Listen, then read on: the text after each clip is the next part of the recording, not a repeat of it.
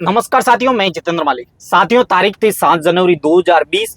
जगह प्रताप नगर जयपुर का सेक्टर 26 के यूनिक टावर अपार्टमेंट में आई ब्लॉक के फ्लैट नंबर 103 में इंडियन ऑयल कॉरपोरेशन के मैनेजर रोहित तिवारी रहते थे। परिवार में पत्नी और 21 महीने का बच्चा श्रेम था। घर में छोटे बच्चे के कारण हमेशा रौनक बनी रहती थी, लेकिन उस दिन अजीब सा सन्नाटा पसरा था। रोजाना की तरह शाम को घरेलू नौकरानी रोहित के घर पहुंची। घर का गेट पहले से ही खुला था। वो जब फ्लैट में दाखिल हुई तो उसकी चीख निकल गई। कमरे में बेड पर रोहित की पत्नी श्वेता की खून से लथपथ लाश पड़ी थी। घरेलू नौकरानी की सूचना पर पड़ोसी और प्रताप नगर थाना पुलिस मौके पर पहुंची। श्वेता की डेड बॉडी कमरे में पड़ी थी। उसके सिर व चेहरे से खून बह रहा था। डेड बॉडी की कंडीशन देखकर समझ आ गया था कि श्वेता के सिर पर किसी भारी चीज से वार किया गया था, जिसके बाद चाकू से गला काटा गया था। पुलिस ने तुरंत एफएसएल टीम व आला अधिकारियों को घटना की सूचना दी। पुलिस जांच में पता चला कि श्वेता का मोबाइल फोन गायब था। घर का सारा सामान अपनी जगह पर व्यवस्थित था। ऐसे में इस वारदात के पीछे की वजह लूटपाट तो बिल्कुल नहीं लग रही थी। श्वेता के साथ भी किसी तरह की बदसलूकी होने के कोई सबूत नहीं मिले। इधर वारदात से अनजान श्वेता का पति रोहित अपने ऑफिस में था। उसके पड़ोसी अजय ने कॉल कर जल्दी घर आने को कहा। जब रोहित कार से घर पहुंचा तो फ्लैट के बाहर भीड़ जमा थी। पुलिस फोर्स, डॉग स्क्वाड और मीडिया कर्मी की भीड़ देखकर रोहित को उसे अनहोनी की आशंका सताने लगी। फ्लैट के अंदर जब रोहित दाखिल हुआ तो पत्नी की लाश देखकर रोहित टूट सा गया। रोहित पड़ोसियों ने उसे किसी तरह संभाला। रोहित ऑफिस जाते समय पत्नी व बेटे को हंसते खेलते छोड़कर गया था। जब वह लौटा तो घर क्राइम सीन बन चुका था। उसकी पत्नी की हत्या हो गई थी और 21 महीना का बेटा लापता था। रोहित ने किसी तरह खुद को संभाला और बेटे को तलाशते हुए उसके बारे में पूछा। घर में कपड़ों पर मिले ब्लड स्पॉट किसी अनहोनी की ओर इशारा कर रहे थे। पुलिस ने फ्लैट व अपार्टमेंट की तलाशी ली। पड़ोसियों व अपार्टमेंट में रह रहे लोगों से पूछताछ की, लेकिन कोई जानकारी सामने नहीं आई। अपार्टमेंट में कुछ ही जगह पर सीसीटीवी लगे थे। इनमें से अधिकांश सीसीटीवी खराब मिले। इतनी बड़ी सोसाइटी में आने जाने वालों की जानकारी रखने का कोई भी खास सिस्टम नहीं था। घटना के करीबन 2 घंटे बाद शाम 7:30 बजे रोहित के मोबाइल पर एक मैसेज आता है। अगर अपने बेटे को जिंदा देखना चाहते हो तो 30 लाख रुपए का इंतजाम कर दो। इसके बाद से लगातार मैसेज आए। अगले दिन रोहित ने मैसेज करने वाले व्यक्ति को वीडियो कॉल पर बेटे को दिखाने की बात कही। इस अपहरणकर्ता ने कहा कि उसके पास एंड्रॉयड फोन नहीं है। इसके बारे में रोहित ने पुलिस को बताया। फिरौती के मैसेज रोहित की पत्नी श्वेता के मोबाइल से किए गए थे। पुलिस को अब समझ आ गया था कि रोहित के बेटे श्रेम को किडनैप किया गया। पुलिस ने मोबाइल को सर्विलांस पर रखा और सर्विलांस पर रखने के निर्देश दिए और पुलिस जांच में जुट गई। इससे रोहित तिवारी टूट सा गया था। वह अपने बेटे को लेकर चिंतित था। पूछताछ के दौरान रोहित ने बताया कि 24 जनवरी 2011 में श्वेता से उसकी शादी हुई थी। पेशे से केमिकल इंजीनियर रोहित IOCL में मैनेजर था। उसकी ड्यूटी एयरपोर्ट पर थी। उसने बताया कि वे करीबन 2 साल पहले जयपुर ट्रांसफर हुए और यहाँ शिफ्ट हो गए थे। शादी के 7 साल बाद काफी मिन्नतों के बाद घर पर बेटे श्रेम का जन्म हुआ। श्रेम IVF से हुआ था। उसके आने के बाद घर में खुशियों का माहौल था। श्वेता को तो मानो एक नई जिंदगी मिल गई थी, लेकिन हंसते खेलते परिवार को शायद किसी की नजर लग गई थी। लेकिन रोहित ने श्वेता के भाई शुभम को फोन कर वारदात के बारे में बताया तो इसके बाद पूरे परिवार में हड़कंप मच गया। रोहित तिवारी की रिपोर्ट पर पुलिस ने प्रताप नगर थाने में हत्या व अपहरण का केस दर्ज करवाया। इधर श्वेता तिवारी के परिजन कानपुर से जयपुर के लिए रवाना हो गए। पुलिस ने इन्वेस्टिगेशन की शुरुआत की। श्वेता के मोबाइल नंबर से लगातार फिरौती के मैसेज आ रहे थे। बदमाश रुपए नहीं देने पर श्रेम का मर्डर करने की धमकी दे रहा था। आखिरकार रोहित ने पुलिस को बताया कि वह फिरौती देने को तैयार है, उसे बस अपना बेटा सकुशल चाहिए। पुलिस ने श्वेता के मोबाइल को सर्विलांस पर ले रखा था। श्वेता की अंतिम बात उसके पति रोहित से हुई थी। इसी नंबर से फिरौती के मैसेज आ रहे थे। मोबाइल की लोकेशन बार बार शहर के अलग अलग हिस्सों से आ रही थी। अब पुलिस अधिकारी अपहरणकर्ता से बेटे को सकुशल छुड़ाने के प्रयास में जुटे थे। सबूत जुटाने और आरोपी के बारे में जानकारी लेने के लिए तकनीकी मदद भी ली जा रही थी। वारदात के दूसरे दिन 8 जनवरी बुधवार को पुलिस कमिश्नर आनंद श्रीवास्तव के निर्देश पर तत्कालीन आदर्श नगर एसीपी पुष्पेंद्र सिंह राठौड़ भी अपनी टीम के साथ प्रताप नगर पहुंचे। वे अपनी टीम के साथ सर्च अभियान में जुट गए।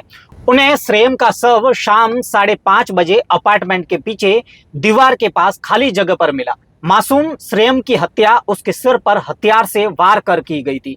जांच टीम में शामिल तत्कालीन मालपुरा गेट थाने की एएसआई गुंजन सोनी ने बताया कि बच्चे की बॉडी मिलने के बाद अपहरणकर्ता फिरौती के मैसेज भेज रहा था। वो इससे अनजान था। पुलिस को श्रेयम की डेड बॉडी मिल चुकी है। जयपुर कमिश्नरेट में हुए इस डबल मर्डर की जांच के लिए तत्कालीन पुलिस कमिश्नर आनंद श्रीवास्तव ने 8 इंस्पेक्टर व सब इंस्पेक्टर की टीम बनाई। करीबन 150 पुलिसकर्मी लगाए गए। जांच में सामने आया कि श्वेता की हत्या मुसली से सिर पर वार करने और गला काट कर की गई थी। पुलिस को खून से सना चाकू व मुसली मिली। घटना स्थल पर संघर्ष के सबूत नहीं मिले।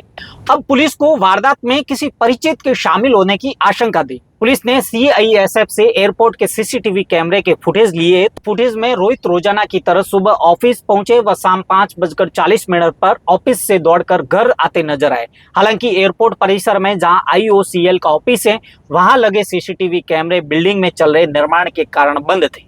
वारदात के बाद हर शख्स यही जानना चाहता था कि आखिर ये हत्याएं किसने की। पुलिस के सामने भी सबसे बड़ा सवाल यही था कि न लूट और न ही महिला के साथ बदसलूकी, तो फिर डबल मर्डर किसने और क्यों किया। मां का शव 7 जनवरी को घर पर मिला।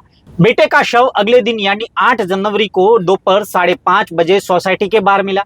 इसके बाद भी रोहित के मोबाइल पर फिरौती के मैसेज आ रहे थे। डबल मर्डर की ये गुत्थी उलझी हुई नजर आ रही थी।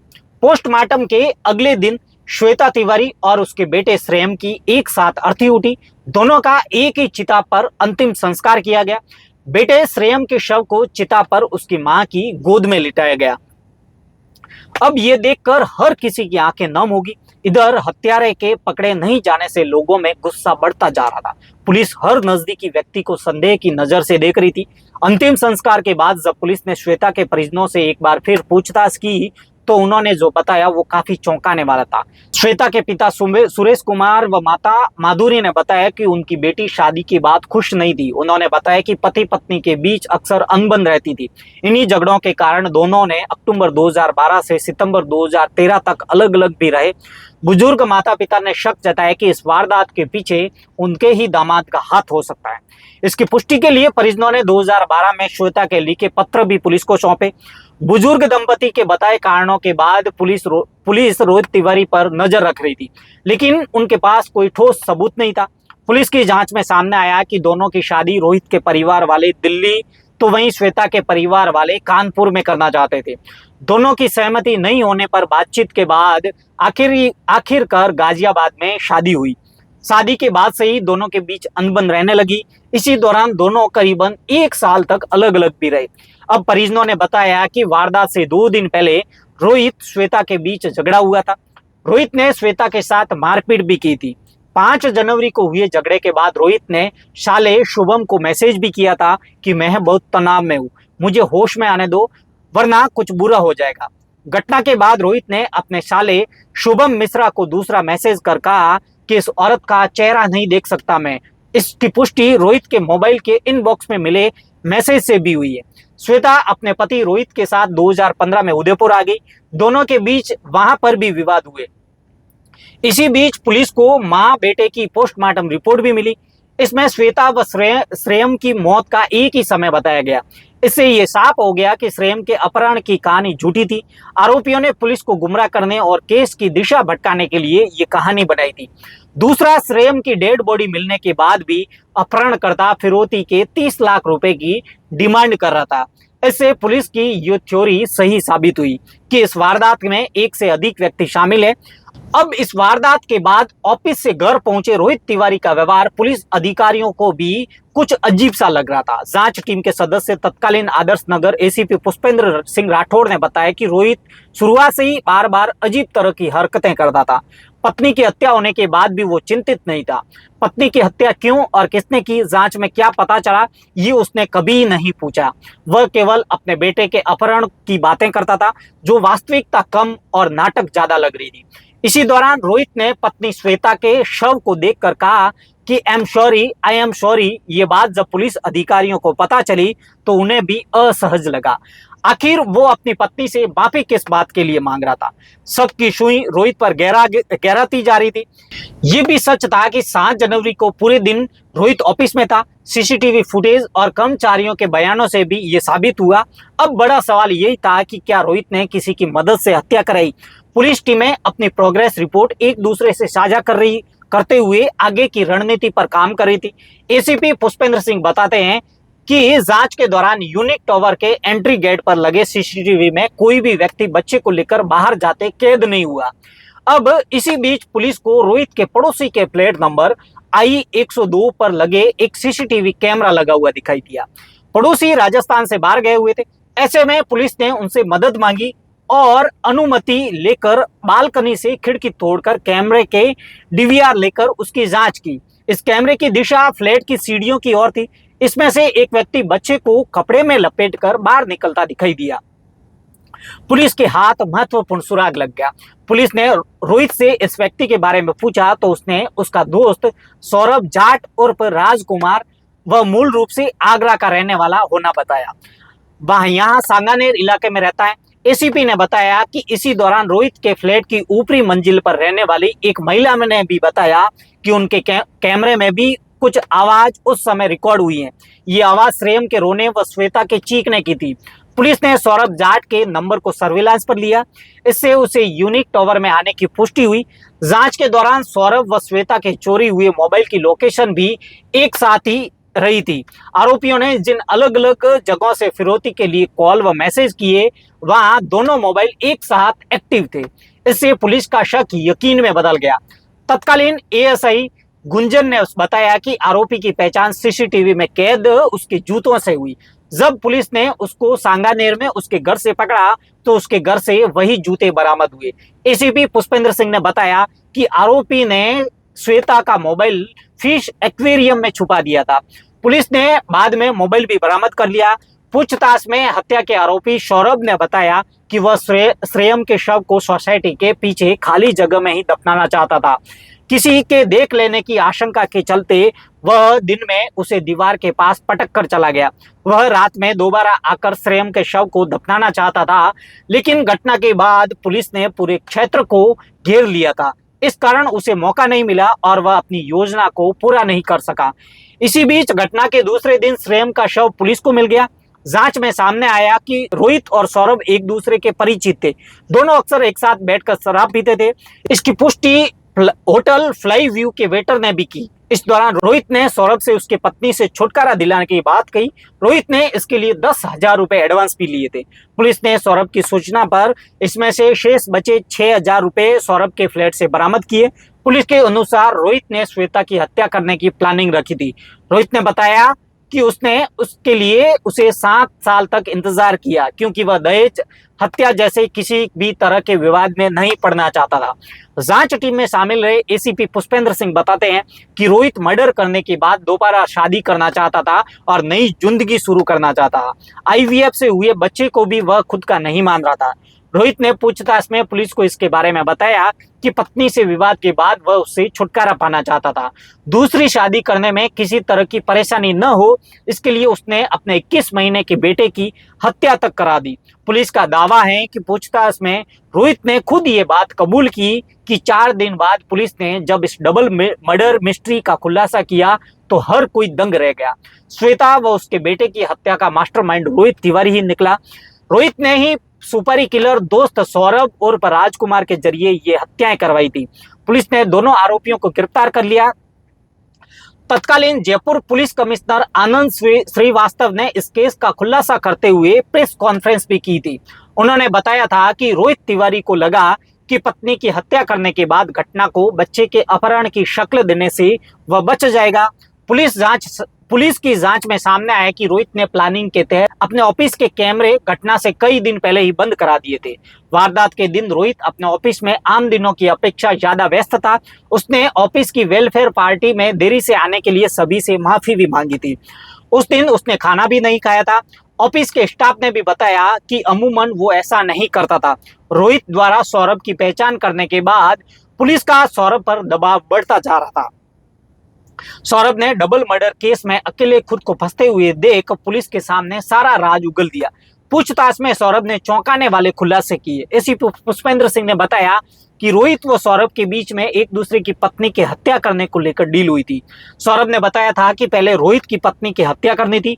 डील के मुताबिक इस मामले को सुलझने के बाद रोहित को उसकी पत्नी की हत्या करनी थी। जांच में सामने आया कि सौरभ व उसकी पत्नी का रोहित के घर आना जाना था। श्वेता तिवारी भी सौरभ से परिचित थी। इसी कारण सौरभ को वारदात के दिन आसानी से घर में आने दिया गया। श्वेता ने सौरभ के लिए चाय नाश्ता बनाया और उसके साथ हॉल में बैठ गई। इसी दौरान सौरभ किसी काम को लेकर रसोई में चला गया। श्वेता मोबाइल फोन में व्यस्त होगी। सौरभ इस दौरान किचन से एल्यूमिनियम की मूसली छुपाकर लाया और अचानक श्वेता के सिर पर हमला कर दिया।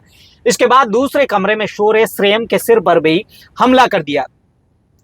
कुछ देर रुकने के बाद सौरभ ने चाकू से श्वेता का गला भी काट दिया ताकि वह जिंदा नहीं बच सके। इसके बाद सौरभ श्रेयम का शव तौलिए में लपेटकर सीढ़ियों से नीचे उतरा और पास के खाली पड़ी जगह में फेंक दिया। अपने चेहरे को थोड़ा छिपाते हुए मेन गेट से बाहर निकल गया। इससे पहले सौरभ ने फ्लैट में फैले खून को साफ किया और मूसली टॉयलेट में डाल दी। रोहित के मोबाइल को पुलिस ने जब्त कर लिया। जब पुलिस ने इसके मोबाइल की गैलरी देखी तो वहां एक फोटो अखबार की न्यूज मिली। इसका शीर्षक था, डिप्रेशन से पीड़ित शख्स ने पत्नी की हत्या कर की आत्महत्या। जब पुलिस ने उसकी डिटेल की जांच की तो पता चला कि रोहित ने इस इमेज को 22 दिसंबर 2019 को ही सेव कर दी थी। पुलिस ने इसे सबूत के तौर पर कोर्ट में पेश किया। यह फोटो यह वारदात से महज 15 दिन पहले की थी, जो आरोपी वंशा को बता रही थी। प्रतापनगर पुलिस ने बताया कि कुछ समय बाद कोर्ट से साजिश करता रोहित तिवारी को जमानत मिल गई। राजकुमार अभी जेल में बंद है। मामला कोर्ट में विचाराधीन है। साथियों, वाद विवाद हर घर में होता है, लेकिन उस वाद विवाद को परिवार के बड़े बुजुर्गों के बीच बैठकर सुलझाया जा सकता है, ना कि किसी की हत्या कर देना। साथियों, हमारा मकसद किसी की भावना को ठेस पहुंचाना नहीं है, बस आपको जागरूक करना है। अगर आपने मेरे इस चैनल को सब्सक्राइब नहीं किया तो अभी जाके चैनल को सब्सक्राइब करें और बेल आइकन जरूर प्रेस करें ताकि आने वाली हर वीडियो की अपडेट आप तक पहुंचती रहे। तब तक के लिए सावधान रहें, सतर्क रहें और अपना ख्याल रखें।